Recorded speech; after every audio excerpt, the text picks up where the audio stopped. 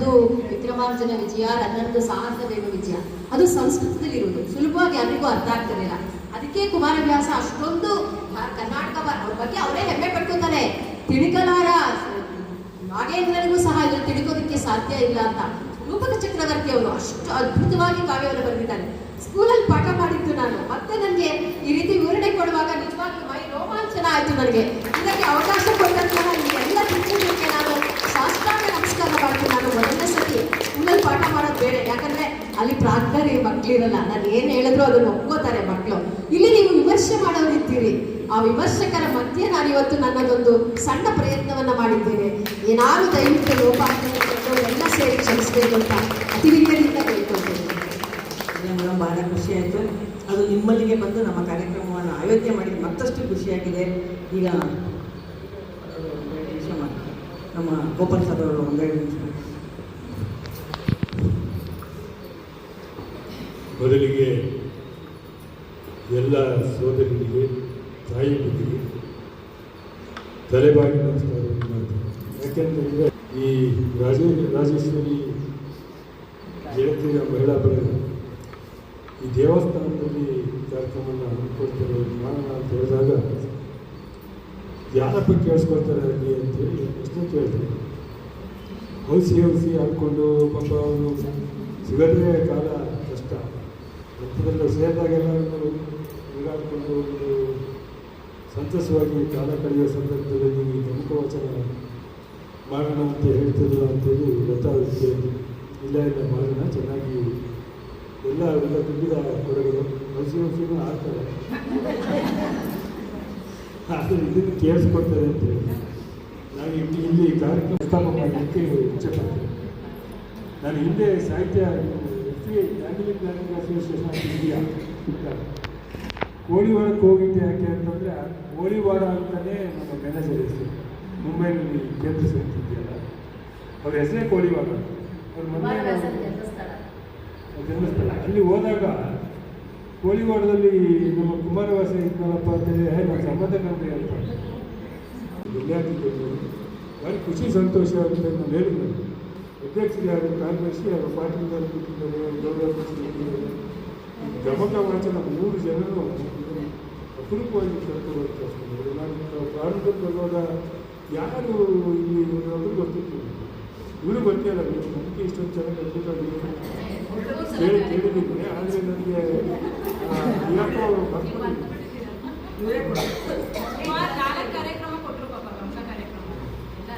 ಕೇಳಿಸ್ಕೊಂಡಿದ್ದೀನಿ. ಇವತ್ತು ವಿಶೇಷವಾಗಿ ನನಗೆ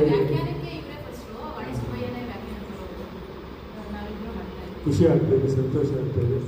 ತಾವೆಲ್ಲ ಪ್ರೀತಿಪೂರ್ವಕವಾಗಿ ಎಲ್ಲ ಕುಳಿತುಕೊಂಡು ಇದನ್ನು ಆಲಿಸಿದ್ದೀನಿ, ಧ್ಯಾನಿಸಿದ್ದೀನಿ, ಮನಸ್ಸಿಗೆ ಕರ್ಕೊಂಡಿದ್ದೆ. ನಿಮಗೆ ಎಲ್ಲ ಬದುಕು ಭಾವನೆ ಆಗಲಿ ಅಂತ ಹೇಳ್ತಾ ನಮ್ಮೆಲ್ಲರಿಗೂ ಒಂದಿಸಿ ನಾನು ಮಾಡ್ಕೊಂಡಿದ್ದೇನೆ.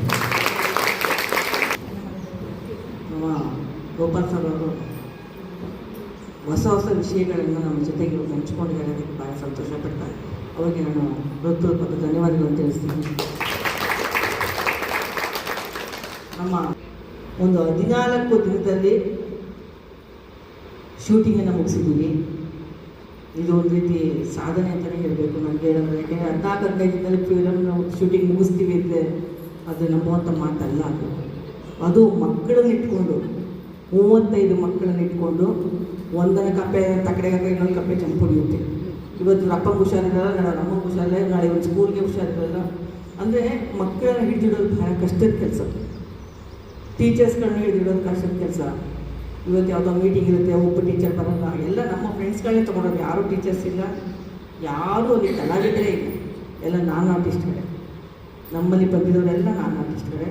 ನಮ್ಮ ಗೋಪಾಲ್ ಸಾರು ಕೂಡ ಒಂದು ಆಕ್ಟಿಂಗನ್ನು ಮಾಡಿದ್ದಾರೆ. ನಾನು ಇವ್ರಿಗೂ ಫೋನ್ ಮಾಡಿದ್ದೆ, ಇವರು ಬೆಂಗಳೂರಿನಲ್ಲಿದ್ದರು. ನಾನು ಆಗೋ ಹೇಳಿದೆ ಯಾರಾದಿದ್ದರೆ ಹೇಳಿ ಅಂತ. ಅವ್ರು ಯಾರೂ ನಮ್ಮ ಮೇಡಮ್ ಬಂದೆಲ್ಲ ಬರೋದೇ ಇಲ್ಲ ಅಂತ ಇದ್ದಾರೆ ಮೇಡಮ್, ನಾನು ಏನು ಮಾಡಲಿ ಅಂತಂದರು. ಅದು ಒಂದು ಅವಕಾಶ ಸಿಕ್ಕಿತ್ತು.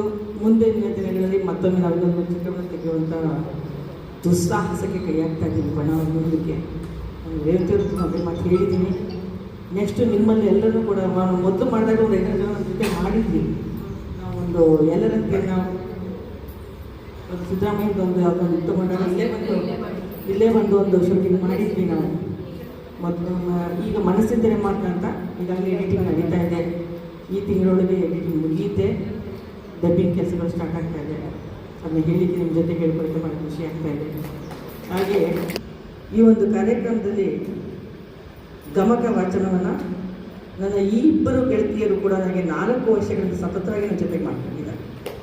ಯಾಕೆಂದರೆ ಈಗ 5ನೇ ವರ್ಷ ನಮ್ಮ ಮಡಿಕೇರಿ ಗೋಪಾಲ್ ಸರ್ ಅವರು ಈ ಒಂದು ಸ್ಥಾನವನ್ನು ವಹಿಸ್ಕೊಂಡು 5 ವರ್ಷಗಳಾಯಿತು. ಈಗ ಈ ವರ್ಷ ನವೆಂಬರ್ 21ಕ್ಕೆ ಅವರ ಒಂದು ಅಧಿಕಾರಾವಧಿ ಮುಗಿತಾ ಬರ್ತಾ ಇದೆ. ಅಂದರೆ ಈಗ 5ನೇ ವರ್ಷವೂ ಕೂಡ ನಮ್ಮ ಇಬ್ಬರು ಗಮಕಾರ್ಯವನ್ನು ಮಾಡಿಕೊಟ್ಟಿದ್ದಾರೆ. ಪ್ರತಿ ಸತಿಗೂ ನಮ್ಮ ಜೊತೆಗೆ ವಾಣಿ ಸುಬ್ಬಯ್ಯನವರು ಬರ್ತಾಯಿದ್ರು. ಅದೇ ಈ ಸತಿ ನಿಜವಾಗೂ ಒಂದು ಹೊಸ ಪ್ರತಿಭೆ ನಮಗೆ ಸಿಕ್ಕಿದೆ. ಮುಂದಿನ ದಿನಗಳಲ್ಲಿ ನಾವು ಅವರನ್ನು ಕೂಡ ಬಳಸ್ಕೊಂಡಿದ್ದೇವೆ. ಈ ಒಂದು ಕಾರ್ಯಕ್ರಮದ ಉದ್ಘಾಟನೆಯನ್ನು ನೆರವೇರಿಸಿದಂಥ ಶ್ರೀಮತಿ ವಿಜಯ ಸುದರ್ಶನ್ ಅವರಿಗೆ ನಮ್ಮ ಸಾಹಿತ್ಯ ಪರಿಷತ್ತಿನ ಗೌರವ ಸಮರ್ಪಣೆ.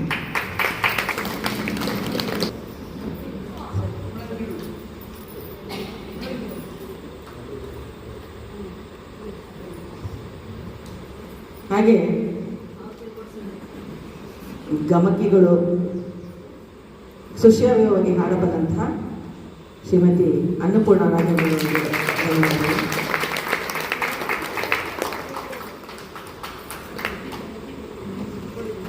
ಇನ್ನು ವ್ಯಾಖ್ಯಾನದ ಜವಾಬ್ದಾರಿಯನ್ನು ಹೊತ್ತು ಬಹಳ ಅತ್ಯದ್ಭುತವಾಗಿ ಅವರು ಯಾವುದೇ ಒಂದು ಪುಸ್ತಕವನ್ನು ನೋಡಿದ್ರೆ ನಡ್ಕೊಂಡೇನೋ ಬಂದಿದ್ರು. ಹಾಗಾಗಿ ಎಷ್ಟು ಮಟ್ಟಿಗೆ ಅದನ್ನು ಮನನ ಮಾಡಿಕೊಂಡು ತಮ್ಮ ಸ್ಮೃತಿ ಪಟಲದಲ್ಲಿ ಭದ್ರವಾಗಿಸ್ಕೊಂಡು ನಮ್ಮ ಮುಂದೆ ಇಟ್ಟಿದ್ದಾರೆ. ಅವರಿಗೆ ನಾನು ನಿಜವಾಗ್ಲೂ ಪ್ರೀತಿಯಿಂದ ಧನ್ಯವಾದಗಳನ್ನು ಅರ್ಪಿಸ್ತೇನೆ. ಹಾಗೆ ಅದು ಈಗ ಹಾಲಿ ಅಧ್ಯಕ್ಷವಾಗಿರುವಂತಹ ಶ್ರೀಮತಿ ವಿಜಯ ಪಾಟೀಲ್ ಅವರಿಗೆ ನಮ್ಮ ಸಾಹಿತ್ಯ ಪರಿಷತ್ತಿನ ಗೌರವ.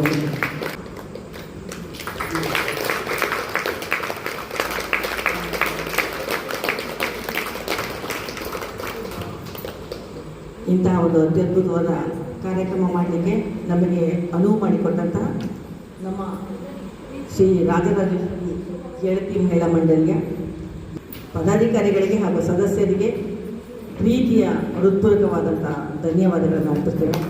ನನ್ನೆಲ್ಲ ಗೆಳತಿಯರು ಕೂಡ ವೇದಿಕೆ ಮುಂಭಾಗದಲ್ಲಿ ಕುಳಿತು ಈ ಒಂದು ಗಮಕ ವಾಚನ ಹಾಗೂ ವ್ಯಾಖ್ಯಾನವನ್ನು ಬಹಳ ಸಾವಧಾನವಾಗಿ ಆಲಿಸಿದ್ದೀರಾ. ಅದಕ್ಕೆ ನಾನು ನಿಮಗೆ ಪ್ರೀತಿಯಿಂದ ಧನ್ಯವಾದಗಳನ್ನು ಅರ್ಪಿಸ್ತೇನೆ. ಎಲ್ಲರಿಗೂ ಕೂಡ ಶುಭ. ಈ ಥರ ಕೇಳ್ಬಿಟ್ರೆ ಏನು ಬೇಕಾದ್ರೂ ಹೇಳ್ತೀನಿ. ಎಲ್ಲರಿಗೂ ನಮಸ್ಕಾರ.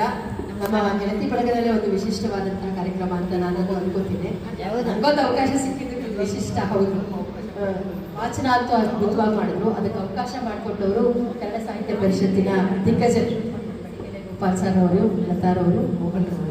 ಇವರ ಸಾರಥ್ಯದಲ್ಲಿ ನಾವು ಇವತ್ತೊಂದು ಅದ್ಭುತವಾದಂತಹ ಕಾವ್ಯವನ್ನ ಸ್ವಲ್ಪವಾದರೂ ಸರಿ ಕಾವ್ಯದ ರುಚಿ ತೋರಿಸಿದ್ದೀವಿ. ನೀವೇನಾದ್ರು ಆಸೆ ಪಟ್ಟರೆ ಮುಂದೆ ನಮ್ಮ ಗೆಳತಿ ಬಳಗದಲ್ಲಿ ಇಂತಹ ಕಾರ್ಯಕ್ರಮಗಳನ್ನ ಭೂರಿಭೋಜನವನ್ನ ಮಾಡಿಸುವಂತ ಸಾಧ್ಯತೆ ಇದೆ. ನಿಜವಾಗ್ಲೂ ಇಷ್ಟು ತಾಳ್ಮೆಯಿಂದ ನೀವೆಲ್ಲ ಕೇಳಿದ್ರಿ, ಹೇಳಿಸಿದ್ರು ಅವರು, ಹೇಳಿದ್ರು, ನಾನು ಓದ್ದೆ. ಕೇಳಕ್ಕೆ ನಿಮ್ಮ ಸಹಕಾರ ಅಗತ್ಯ. ನಿಮ್ಮೆಲ್ಲರಿಗೂ ಸಹ ಹಾಗೂ ಕನ್ನಡ ಸಾಹಿತ್ಯ ಪರಿಷತ್ತಿಗೂ ಸಹ ಆಭಾರ. ಎಲ್ಲರಿಗೂ ಸಹ ಅನಂತ ಧನ್ಯವಾದಗಳು. ನಮಸ್ಕಾರ.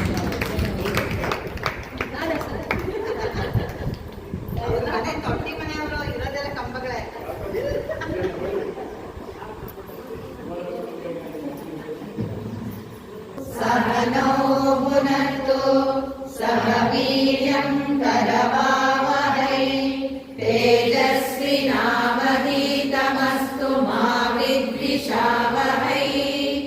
ॐ शान्ति।